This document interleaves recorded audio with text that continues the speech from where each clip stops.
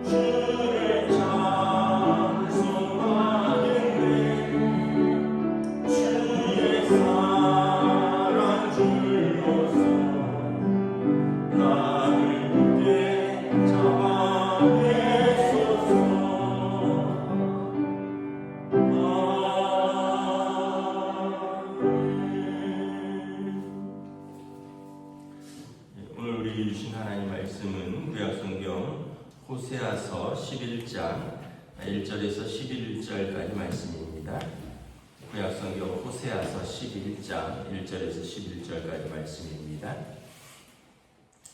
다 찾으신 줄 알고 저와 여러분들이 한 절씩 교독하겠습니다. 호세아서 11장 1절에서 11절입니다. 이스라엘이 어렸을 때 내가 사랑하여 내 아들을 애굽에서 불러냈거늘 선지자들이 그들을 부를수록 그들은 점점 멀리하고 바알들에게 제사하며 아로새긴 우상 앞에서 분향하였느니라.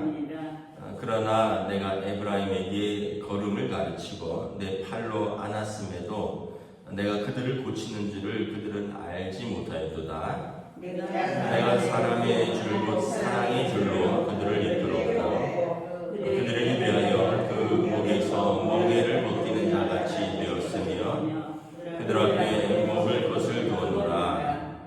그들은 애굽 땅으로 되돌아가지 못하겠거늘 내게 돌아오기를 싫어하니 아수르 사람이 그 임금이 될 것이라. 칼이 그들의 성읍을 치며 빗장을 깨뜨려 없이 하리니 이는 그들의 계책으로 말미암음이니라. 내 백성이 끝끝내 내게서 물러가나니 비록 그들을 불러 위에 계신 이에게 돌아오라 할지라도 일어나는 이가 하나도 없도다. 에브라임이여 내가 어찌 너를 놓겠느냐. 이스라엘이여 내가 어찌 너를 버리겠느냐. 내가 어찌 너를 아드마같이 놓겠느냐. 어찌 너를 스보임같이 두겠느냐. 내 마음이 내 속에서 돌이켜 나의 긍휼이 온전히 불붙듯 하도다. 내가 나의 맹렬한 진노를 나타내지 아니하며 내가 다시는 에브라임을 멸하지 아니하리니 이는 내가 하나님이요 사람이 아니니라. 내 가운데 있는 거룩한 이니 진노함으로 내게 임하지 아니하니라. 그들은 사자처럼 소리를 내시는 여호와를 따를 것이라. 여호와께서 소리를 내시며 자손들이 서쪽에서부터 떨며오되. 함께 읽습니다. 그들은 애굽에서 새같이 아수르에서부터 비둘기같이 떨며오리니 내가 그들을 그들의 집에 머물게 하리라. 나 여호와의 말이니라. 아멘. 할렐루야. 오늘 또 새로운 하루, 새로운 한 주가 시작됩니다. 하나님께서 은혜와 평강으로 함께해 주시기를 축복합니다. 오늘 이제 호세아 선지자가 하나님이 이스라엘을 어떻게 여기시는가 1절에 보면 사랑하는 아들처럼 생각하신다는 거예요. 그래서 내 아들을 사랑하여 애굽에서 불러내었다. 이때는 이제 한 이집트에서 종로로 타던 그 모세가 불러내던 때에서 1000년이 지난 시기입니다. 저 호세아 선지자는 주전 700년경 사람이고요. 모세를 통해서 애굽에서 불러낼 때는 약 주전 2000년에서 주전 1500년경으로 생각을 하고 있습니다. 그러니까 최소 1000년 정도 시간이 흘렀는데 하나님께서 그때도 이스라엘 백성을 내 아들로 생각했다는 거예요. 그래서 종로로 타는 내 아들을 보고 있을 수 없어서 애굽에서 불러내었다라는 거예요. 그런데 이 3절에 보면 내가 에브라임에게 걸음을 가르치고 내 팔로 안았다라는 거예요. 여러분 뭐 아이들 어렸을 때 다 이렇게 걸음 가르치고 팔로 안고 그러잖아요. 이렇게 보면은 아이들 다 컸지만 생생합니다. 기억이. 처음 뒤집었을 때, 뭐 침대 잡고 일어섰을 때, 몇 발자국 걸었을 때, 뭐 그러다가 뭐 처음 유치원 들어갈 때, 뭐 그 유치원 간다고 할 때 울면서 안 간다고 하면 뭐 억지로 데려다주고, 뭐 업어서 데려다주고, 뭐 벌써 세월이 많이 흘렀지만 부모는 잊을 수가 없는 거죠.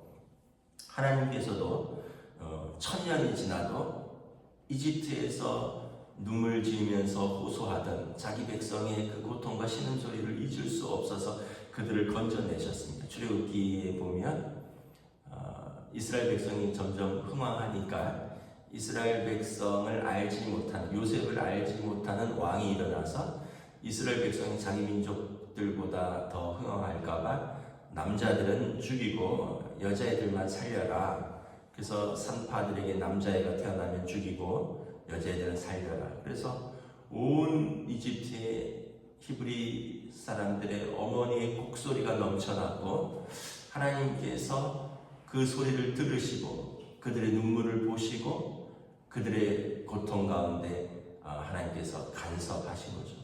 그래서 모세라는 한 아이를 기르셔서 때가 되면 자기 백성을 이스라엘에서 이끌어 나오신 겁니다. 하나님께서 그 과정을 처음부터 다 보고 계셨어요. 그들의 눈물, 그들의 고통, 그들의 한숨, 그들의 억울함을 다 보고 계시고, 그리고 이제 모세를 통해서 자기 백성을 이끌어내셨는데, 출애굽기 19장에 보면 독수리 날개로 업어서 날랐다 이렇게 말씀하십니다. 그 그 얘기는 독수리가 어미 독수리가 새끼 독수리를 아직 잘 날지 못하니까 그 새끼 독수리를 업어서 높은 곳까지 실어 나르는, 그렇게 하나님께서 이스라엘을 이집트에서 내셨다라는 거예요. 그리고 그들에게 팔로 안고 걸음을 가르쳤는데 문제는 그들이 알지 못했다라는 거예요. 그들이 알지 못했고 2절에 보면 내가 그들을 부를수록 점점 멀리 가고 바알에게 제사하며 아로 새긴 우상 앞으로 분향하였노라. 하나님 마음이 너무 아프신 거죠. 탕자의 비유와 똑같습니다. 예수님께서 말씀하신 누가복음 10장의 탕자의 비유. 그렇게 사랑하고 아꼈는데 그 아들은 아버지 재산 가지고 빨리 독립하고 싶고 빨리 먼 곳에서 자기 사업하고 싶고 그리고서 그곳에서 간섭 없이 마음대로 그냥 먹고 놀고 그러니까 아버지 유산을 빨리 내게 주십시오. 돌아가서 주실 거 지금 주십시오. 그래서 아버지 마음을 아프게 하고 가져간 그 아들이나 이스라엘이나 똑같다라는 거죠. 5절에 보면 그들은 애굽 땅으로 되돌아가지 못하겠거늘 내게 돌아오기를 싫어하니 아수르 사람이 그 임금이 될 것이라. 하나님께로 돌아오지 않고 아수르가 그들을 침범하니 그들은 이제 다시 애굽 땅으로 피합니다. 이제 이 이스라엘이 아수르가 점점 이제 침범하고 조공을 요구해 오니까 애굽을 의지하는데 너희가 다시 애굽 땅으로 돌아가겠느냐? 하나님께로 돌아와야지 왜 애굽 땅으로 되돌아가느냐? 결국 아수르가 그들의 임금이 될 것이고 애굽으로 피한 그들은 그곳에서 무덤이 될 것이다라는 거예요. 칼이 그들의 성읍들을 치며 빗장을 깨뜨린다는 것입니다. 7절에 내 백성이 끝끝내 내게서 물러가니 비록 그들을 불러내시어 위에 계신 이에게 돌아오라 할지라도 일어나는 이가 하나도 없도다. 망할 때까지 선지자들을 계속 보내십니다. 망할 때까지 이러면은 망한다. 이러면 하나님의 진노에서 벗어날 길이 없다. 너희를 하나님께서 징계하신다. 끝끝내 돌아오는 이들이 없다라는 거죠. 예레미야 선지자 같은 경우에는 왕에게 그 직언을 했더니 왕이 이제 다른 거짓 선지자들을 불러서 예레미야의 뺨을 치고 감옥에 가두고 하나님이 너한테만 말씀하시느냐 우리에게는 말씀하시지 않느냐 왜 우리에게는 평안을 말씀하시는데 너는 왜 전쟁을 얘기하느냐 이러면서 예레미야를 핍박하죠. 끝끝내 돌아오는 이들이 아무도 없다라는 거예요. 결국은 아수르가 그들의 임금이 되고 너희는 애굽으로 피하고 아수르로 끌려가고 그 땅은 황폐케 될 것이라는 것입니다. 그런데 이제 중요한 것은 뭐냐면 하나님께서 놓지 않고 버리지 않겠다는 거예요. 8절에 에브라임이여 내가 어찌 너를 놓겠느냐 이스라엘이여 내가 어찌 너를 버리겠느냐 내가 어찌 너를 아드마같이 놓겠으며 어찌 너를 스보임같이 두겠느냐. 아드마와 스보임은 그 소돔과 고모라 성 옆에 있던 성읍인데 그들이 불로 멸망할 때 같이 멸망한 성읍으로 알려져 있습니다. 그러니까 조그만 도시인데 이름도 없는 조그만 도시인데 소돔과 고모라가 큰 도시였고 거기가 불과 유황으로 멸망할 때 같이 멸망한 도시인데 하나님께서 내 아들을 어찌 놓으며 내가 어찌 너를 버리며 내가 너희를 어찌 멸망 가운데서 버려두겠느냐라는 거예요. 그 아이들을 이렇게 키워보면 부모 마음은 끝내 놓을 수가 없죠. 뭐 어려서는 그렇다 치고 저희 아이들은 컸지만도 계속 부모는 생각을 하고 있죠. 어떤 그 마음속에 아이들을 생각하며 늘 기도하고 있습니다. 그런데 저는 이제 아이들이 만약에 결혼을 하고 분가를 하면 그러면은 놓을 수 있을까? 저는 이제 아이들 아직 분가를 안 해서 잘 모르겠는데 근데 우리 권사님들하고 뭐 신방을 하거나 성경 공부를 하거나 이렇게 얘기를 해보면 결혼해도 못 놓더라고요. 왜냐하면 자녀이기 때문에 계속 부모의 마음에 있는 거예요. 결혼을 한 시집간 딸, 결혼한 아들, 당신도 어려운데 그 아들이 직장이 어렵다는 거예요. 당신도 뭐 건강이 안 좋은데 그 아들이 뭐 어디 좀 아프다는 거예요. 근데 그런 걸 보면서 참 부모는 자식을 끝끝내 놓을 수 없구나. 그래서 하나님께서 이스라엘을 향하여 내가 너희를 어찌 놓겠느냐, 내가 너를 어찌 버리겠느냐, 내가 너희를 어찌 잊어버리겠느냐, 이 말은 참 우리 육신의 부모들에게 마음에 와 닿는 말이죠. 아마 부모들은 죽을 때까지도 그 자녀들이 뭐 이유도 간단해요. 너희 행복하게 살아라, 너희 잘 살아라, 이건데 이걸 마음에서 놓지를 못하는 거죠. 하나님께서 8절에 보면 내 속에서 나의 궁율이 불붙듯 하도다. 궁율은 불쌍함이거든요. 하나님께서 그들을 향한 그 불쌍함, compassion이라고 여기 영어로 나와 있는데, 그들을 향한 궁휼함, 그 compassion은 말 그대로 com은 가치라는 뜻입니다. passion은 고통이라는 뜻이에요. 같이 고통을 느낀다는 거예요. 그들이 징계 가운데 있어서 그들이 고통 속에 있으면 하나님께서 그래 니네 잘못했으니까 징계 받아봐라 하시는 분이 아니라는 거예요. 그들을 향한 불쌍함이 불붙듯이 일어난다는 거예요. 그렇지 않겠습니까? 여러분, 자녀가 뭐 잘못해서 어떤 어려움에 처했으면 세상 사람들은, 모르는 사람들은, 바깥 사람들은 그건 다 네가 잘못한 결과야, 네가 받아들여야지, 너도 한번 깨달아봐 이러지만 부모 마음은 불붙듯 하는 거죠. 잘못한 건 잘못한 거고 불쌍하니까 어떻게 도와줄 수 없나, 어떻게 빨리 해결될 수 없나. 하나님께서 이스라엘이 또 나중에 유다가 아수르의 포로로 잡혀가고 유다의 포로로 잡혀가고 그 바벨론의 포로로 잡혀가서 고통당하는 자기 백성을 보니 불붙듯 하다는 거예요. 그 불쌍함이 너무 불쌍하다는 거예요. 9절에 보면 내가 나의 맹렬한 진노를 나타내지 아니하며 다시는 에브라임을 멸하지 아니하니라. 왜냐하면 나는 하나님이요 사람이 아니니라. 거룩함이니 진노함으로 내게 임하지 아니하리라. 하나님은 이스라엘과 언약을 맺으셨어요. 그래서 그들의 진노 가운데서, 잘못 가운데서도 진노하시지만 멸하지는 않겠다는 거예요.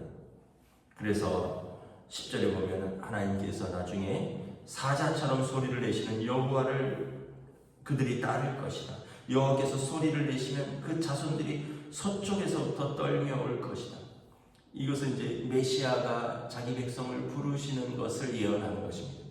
메시아가 오시면, 메시아가 오실 때 그 다니엘서 보면 그 하늘과 땅의 모든 권세를 위임받아서 오십니다.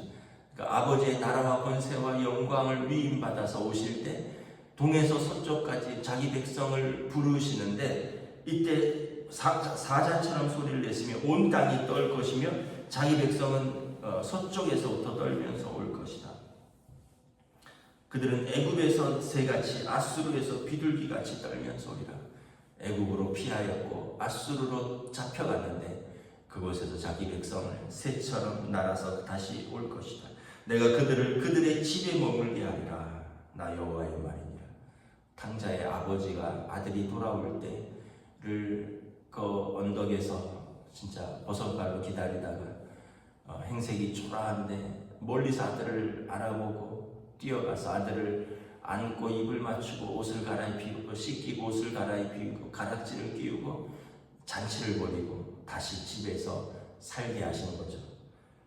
형은 그 잘못을 왜 묻지 않느냐라고 하지만 아버지는 그 불쌍함이 부릴 듯 하는 거니까 다시 그 아들을 기쁨으로 받아들이는 것입니다. 하나님께서 이스라엘을 향한 이 마음을 계속해서 알려주시는 것입니다. 참 그러고 보면 하나님도 어떻게 보면 우리가 세상에 포기할 수 있는 게 뭐가 있을까 이런 생각을 해봅니다. 세상에 포기할 수 있는 게 뭐가 있을까? 제가 볼 때는 다 포기할 수 있을 것 같아요. 그런데 어떤 면에서 보면 하나님께서 그러셨던 것처럼 부모는 자식을 포기할 수 없죠. 어떤 분들은 보면은 집을 팔아서도 도와주고 때로는 당신의 건강을 해치면서까지도 자식을 키우고 그러면서 결국은 돌아가시면서도 자식 걱정하면서 돌아가시는 것들을 이렇게 봅니다. 하나님께서 자기 백성을 이렇게 포기하지 않으시는 좋으신 아버지 하나님, 이스라엘을 징계하시지만 사람 채찍과 인생 막대기로 다스려서라도 그들을 바로 잡기를 원하시지만 다윗에게 언약을 맺으셨던 것처럼 내가 그들을 결코 버리지 아니하리라, 떠나지 아니하리라. 이 하나님의 마음을 우리가 안다면 여러분 참 우리를 오늘도 기다리시는 이 안타까운 마음을 아신다면 우리가 어찌 하나님 앞에 돌아오지 아니할 수 있으며 어찌 하나님을 떠날 수 있을까? 이 하나님의 이 마음을 안다면 우리가 어찌 떠날 수 있을까? 이런 생각을 합니다. 그러나 그럼에도 불구하고 하나님의 마음을 아프게 하고 또 떠나는 또 많은 사람들이 있다는 것을 보면서 하나님은 그들을 지금도 기다리고 계신다, 눈물로 기다리고 계신다라는 것을 호세아 선지자는 선포하는 것입니다. 저와 여러분들이 이 하나님 아버지의 마음을 알고 또 하나님의 마음으로 또 이 세상을 또 복음을 전하고 긍휼히 여기는 저희들이 되시기를 우리 주님의 이름으로 축복합니다.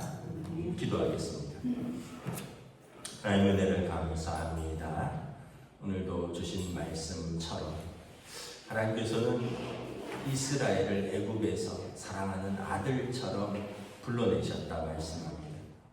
그들을 안았고 그들에게 걸음마를 가르쳤고 그들을 키웠는데 그들은 애굽을 의지하고 아수르를 두려워하고 바알과 아세라상에 절하고 하나님께서 부르시는데 끝끝내 돌아오지 않았다라고 말합니다. 마치 오늘 이 시대에 하나님의 부르심을 외면하는 많은 사람들과 같은 모습이 아닌가 이런 생각을 합니다. 우리가 때로는 시험에 들 때도 있고 때로는 우리 믿음이 연약해질 때도 있지만 하나님께서는 우리를 한 번도 놓은 적이 없으시고 그런 우리를 불쌍히 여기시는데 불붙는 마음으로 우리를 기다리시고 사랑하신다 말씀하십니다. 우리가 이 사랑을 알고 우리가 이 믿음으로 하나님 앞에서 떨어지지 아니하는 주의 백성 되게 하여 주시고 또한 우리도 이 사랑으로 하나님을 알지 못하는 이들에게 주의 복음을 전할 수 있도록 우리의 입술을 주장하여 주시옵소서. 감사를 드리오며 우리 주 예수 그리스도 이름으로 기도드리옵나이다. 아멘. 하늘에 계신 우리 아버지, 아버지의 이름을 거룩하게 하시며 아버지의 나라가 오게 하시며 아버지의 뜻이 하늘에서와 같이 땅에서도 이루어지게 하소서. 오늘 우리에게 일용할 양식을 주시고 우리가 우리에게 잘못한 사람을 용서하여 주는 것 같이 우리 죄를 용서하여 주시고 우리를 시험에 빠지지 않게 하시고 악에서 구하소서.